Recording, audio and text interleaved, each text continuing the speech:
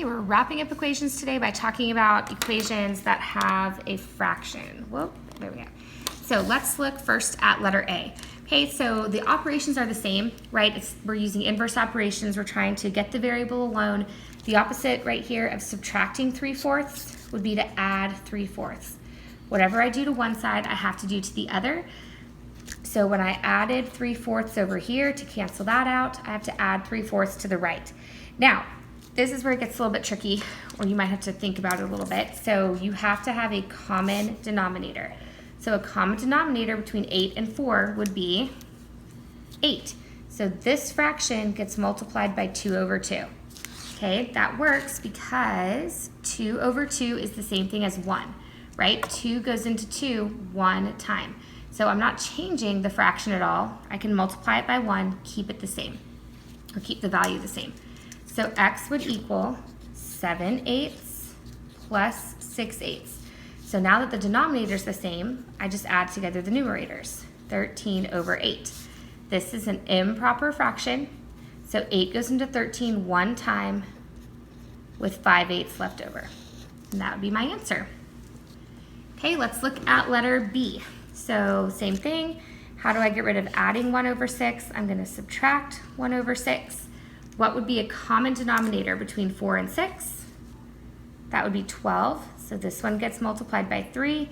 This one gets multiplied by 2. So now I have x equals -3 over 12 minus 2 over 12. Okay, integer rules, remember, they still apply. They're going to apply forever and ever. Amen. And so what I can do is I can do keep, change, change. And now those are same sign, add and keep. So x would be -3 plus -2 is -5 over 12.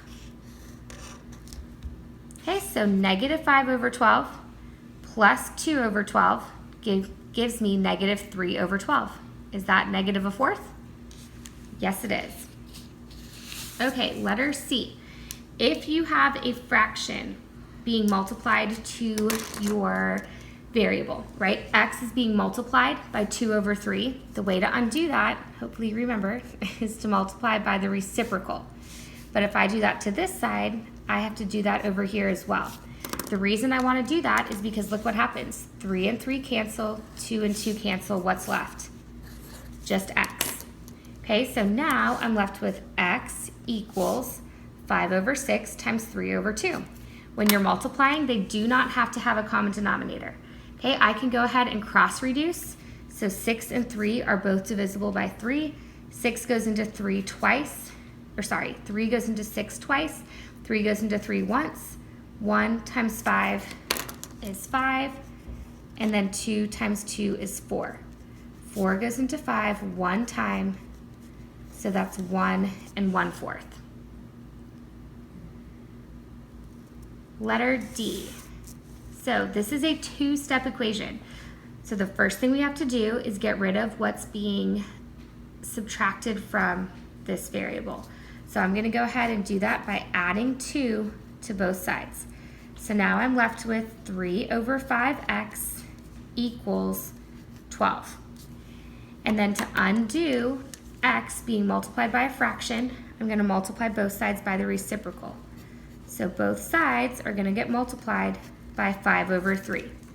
I want to do that because I want 5 and 5 to cancel, 3 and 3 to cancel. So x equals, so 5 and 5 cancel, 3 and 3 cancel.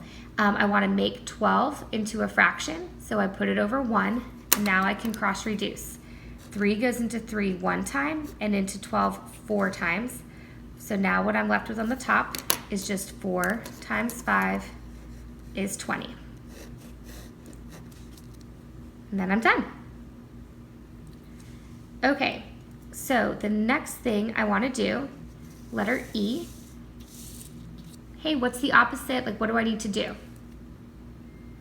Okay, so right now we're subtracting 2 over 3 from x, so I want to add 2 over 3 to both sides.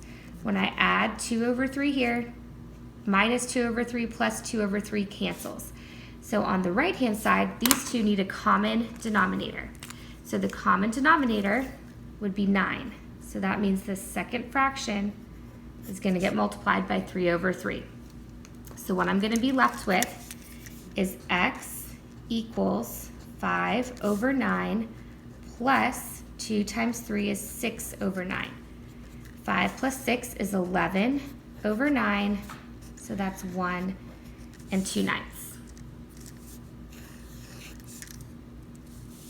Letter E. Hey, what do you think you're going to do first? The first thing we're going to do is we're going to add 7 to both sides. So that leaves me with 1/2 x equals -5 plus 7 is 2. Now I have a variable being multiplied by a fraction, so I'm going to multiply both sides by the reciprocal, which is just 2, right? 1/2 times 2 is 1, which is what I want. And then that leaves me with x equals 4. I can even come back and check my answer. Half of 4 is 2. 2 minus 7 is -5, so I know I got it right. And then the very last one I want to talk about is F. This is kind of combining the distributive property lesson that we did with a fraction. So just like before, I'm going to divide both sides by what's on the outside, right? Which means multiplying by the reciprocal, because multiplying by the reciprocal is the same as dividing. So then 3 and 3 cancel, 2 and 2 cancel. So on the left-hand side, I'm left with x minus 4. And over here, I have 6 times 3 is 18. 18 divided by 2 is 9. Then I'm going to add 4 to both sides, and I get x is 13. And it makes sense because if I put it in here, 13 minus 4 is 9. 2/3 of 9 is 6.